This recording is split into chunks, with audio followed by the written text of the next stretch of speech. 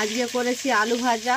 আলুটাকে আমি দেখুন চাকা চাকা করে ভেজেছি, বেশ অনেকগুলো ভেজে নিয়েছি। এটা আমার ছোটো ছেলের খুব পছন্দের।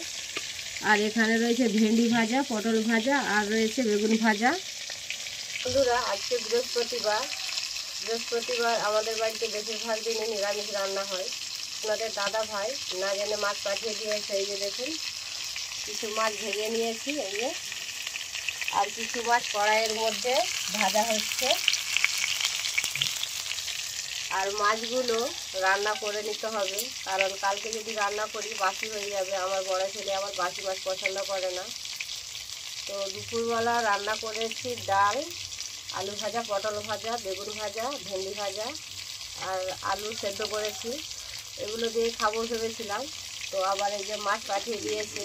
মাছগুলো তো রান্না করে নিতেই হবে, কিছু করার নেই। তো সব কটা মাছ রান্না করব না, কিছু ভাজা খাবে আর কিছু রান্না করব। আর একটু মাছের তেল রয়েছে, এটাকে ভেজে নেব।